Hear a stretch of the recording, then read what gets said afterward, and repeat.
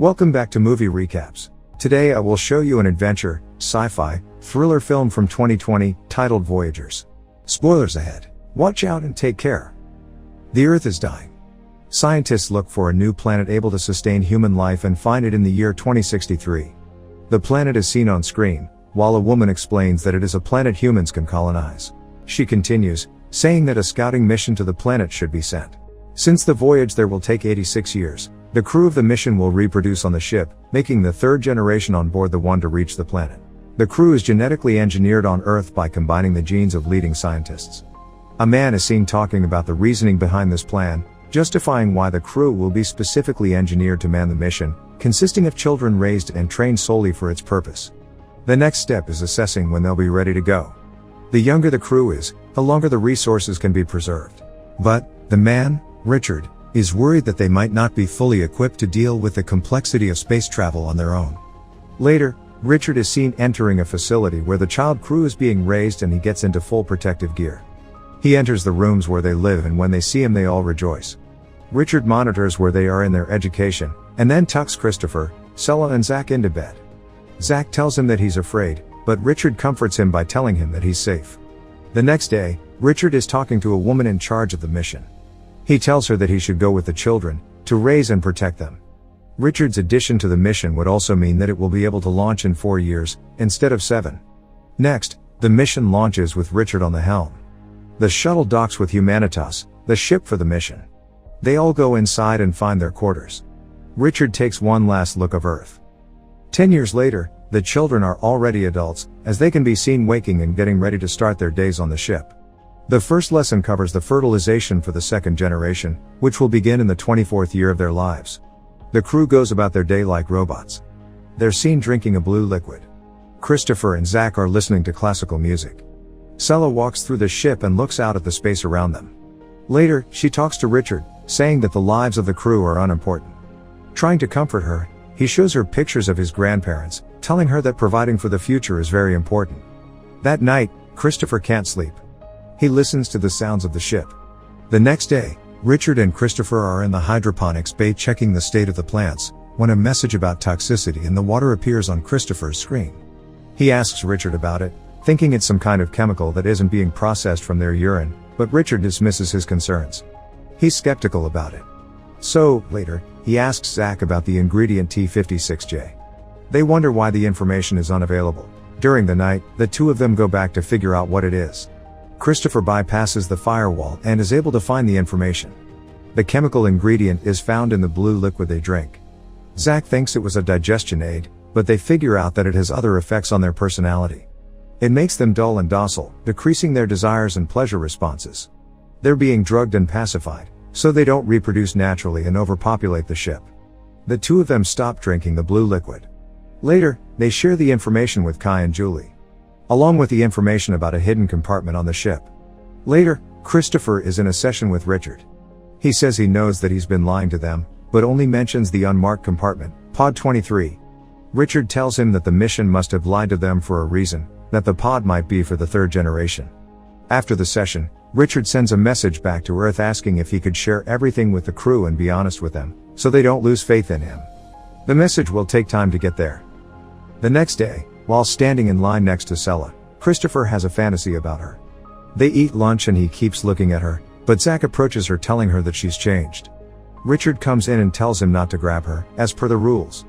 In the gym, Christopher and 𝐒𝐫 are seen fighting and taking it a bit too far.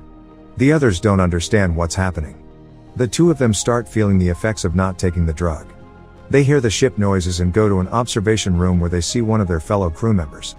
The three of them talk about what it might be, so he tells them that he thinks it might be some kind of alien life form. 𝐂𝐸 and Richard are in his office and he shows her dried plants from Earth. 𝐒𝐫 and Christopher hear them talking and approach the room. 𝐒𝐫 sees Richard touching 𝐂𝐸's shoulder and gets jealous. They lose contact with Earth and Richard informs them that their transmitter needs to be fixed. 𝐒𝐫 will come with him, while the others continue with their roles. The preparations are underway as 𝐒𝐫 sees 𝐂𝐸 and approaches her again. She tells him about the suit he'll be wearing and he starts touching her inappropriately. Richard runs in and gets him off of her. He asks 𝐒𝐫 what's happening, but he runs away. Looking for him, Richard sees Phoebe on the way and she tells him that he stopped taking the blue. Next, He runs into Christopher and finds out that he stopped taking the drug as well. They argue, but Richard tells him that the drug was implemented to stop precisely the type of behavior witnessed in 𝐒𝐫𝐤𝐤𝐻. He asks Christopher to help him fix the transmitter, so that when it's online he'll back him up when he voices his objections to mission control. All of the other crew members are on their positions in the ship, while prep for the spacewalk is underway. 𝐒𝐫𝐤 enters the systems room. Richard and Christopher go outside the ship. Christopher is experiencing sensations he hasn't felt before, so Richard keeps an eye on him. Richard repairs one of the transmitter parts, then goes over to the second one. Inside the ship, the noises from the ship can be heard again, and the crew is getting restless. They check to see if anything else is outside, and suddenly something appears on the screen next to Richard and Christopher. It hurts Richard, hurling him away from the ship. The ship has some kind of malfunction as well. No one knows what has happened. There is a fire in the systems room. Christopher brings Richard inside and they take him to medical. All kinds of errors appear on the ship, from navigation to communication. The medical team and 𝐂𝐫𝐤𝐤𝐻 are trying to resuscitate Richard, but it doesn't work. 𝐂𝐫𝐤𝐤𝐻 is the chief medical officer and pronounces him dead. Later, the crew has a meeting, where they speak about what has happened. They mention the creaking sound. One of the crew members says he saw something on the monitor when it happened, that looked like a force jumping into Richard, like it was something alien. Phoebe starts crying. Christopher comforts them, saying that if they keep it together they'll be alright. The systems reboot and the crew is checking the surveillance archive, but all of the footage has been deleted by the fire in the systems room. They need to choose a new chief officer. Zach says that he should be chief. But the others say that they need an election. All of them vote and place Christopher as chief officer. Zach is jealous, but congratulates him regardless. First order of business is repairing the damage in the transmitter. He gets the entire crew working on the other repairs on the ship caused by the fire. The surveillance system is the last thing on the repair list, so they can see what happened to Richard. They hope the drives are intact. 𝐂𝐫𝐤𝐤𝐻 goes to his office and looks through his pictures and videos, when Christopher arrives at the door. She tells him that she is supposed to destroy his personal archive, even though she doesn't want to do it. She shows him Richard's photographs and they talk about the importance of parents. He asks why Richard told her about his life, thinking that they might have been more than friends, but she explains that he was just feeling alone. They look through his video diary, where he explains how much he believes in the mission and talks about how much he cares for them. Christopher is looking for the crew and finds them in the cantina, angry that they're not at their posts. Zach tells him that they're repairing the refrigerators, so they don't lose any food. But there's a bunch of food that might go bad, so he asks him if they can have a feast, to celebrate their new chief officer. After they eat, Kai tells the others not to drink the blue and they all dump it. 𝐂𝐫𝐤𝐤𝐻 and Christopher are looking through Richard's videos, laughing and enjoying themselves. Christopher feels increasingly more attracted to her. Zach feels attracted to Julie, he touches her and she touches him back. The others are looking at them. Later, the crew can be seen fighting and running around the ship, having fun. They all look through Richard's personal archive. 𝐂𝐫𝐤𝐤𝐻 finds them in his quarters and tells them to leave, but they don't want to. Zach is the last to leave, telling 𝐂𝐫𝐤𝐤𝐻 that Richard isn't there anymore to protect her. She goes back to the med bay and grabs a scalpel. Christopher is following Zach, worried he might do something to 𝐂𝐫𝐤𝐤𝐻, when he finds out that she's in the med bay and goes there before Zach can. Zach arrives and Christopher pretends that the two of them are making love, so he leaves. 𝐂𝐫𝐤𝐤𝐻 threatens him with the scalpel, not understanding his intentions. But when he says he's there to help her, she says he should help the rest of the crew, because they're getting out of control. Christopher leaves and finds Zach along the way, telling him to stay away from 𝐂𝐫𝐤𝐤𝐻, when they hear the strange crackling noise again. He follows it around the ship, as others can hear it too. Kai sees Julie getting close to another crewman, so he flies into a rage and punches him off her. They fight. Later in the cantina, Christopher tries to get the crew to behave, but they don't like it. Suddenly, the crewman that Kai beat up starts hitting him with a tool. Christopher stops him by hitting him too. He tells everyone to get Kai and the other one treated and then to meet at the common room. In the meeting he tells everyone that the fighting has to stop and the reparations have to continue. Zach challenges him and the others think that they shouldn't be doing the work because they won't get to the end of the mission. Christopher says that their grandchildren will and that they need to support them. One of the crew members says he doesn't want to work in the systems room because the alien lives there. He thinks Christopher brought it in when Richard died. Phoebe suggests they repair the surveillance system and see what happened, but Zach belittles her and tells Christopher to shut up too. He doesn't care about the rules anymore and tries to get the others on his side, saying Christopher isn't the right leader. Zach thinks he should be the leader and tries to convince the rest of them to become a part of his group, which will be strong enough to fight the alien if it's there. Many of the crew follow him, but some of them stay on Christopher's side. That group goes to the surveillance room to fix the system, afraid the alien might be there. Christopher goes in first to check. Zack and the others roam the hallways and reach the systems room.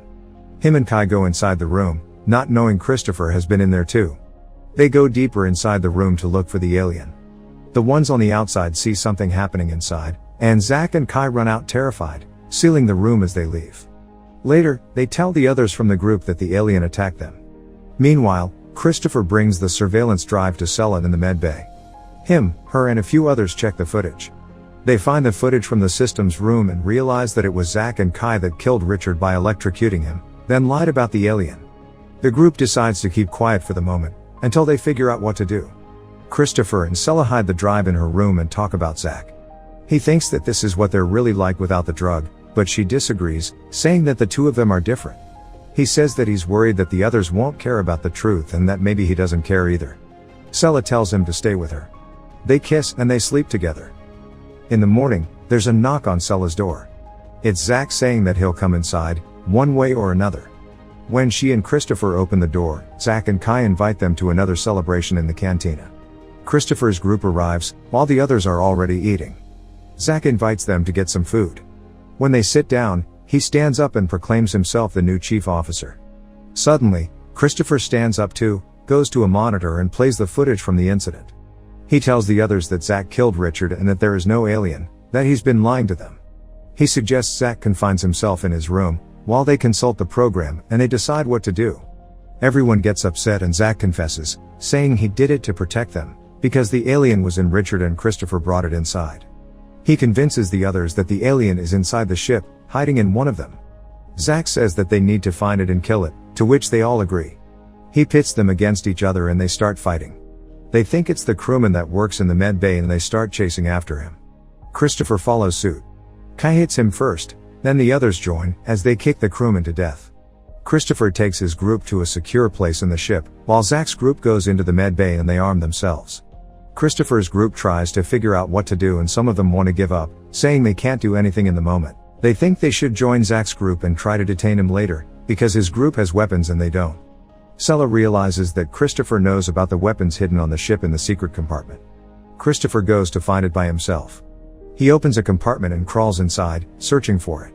When he finally finds it, he can't open it and an alarm starts blaring, which Julie and another crewman hear. They hear him inside the compartments too and tell Zack about it. Christopher gets out to get some tools to open the compartment, but when he comes back, the other group is already taking the compartments apart. They open the secret compartment and find the weapons. Kai thinks they're meant for the third generation, but Zack says they are for them. Two people from Christopher's group want to join Zack and the others. Zack asks where the rest are hiding. 𝐂𝐿𝐴, Phoebe and Christopher devise a plan how to get close to Zack.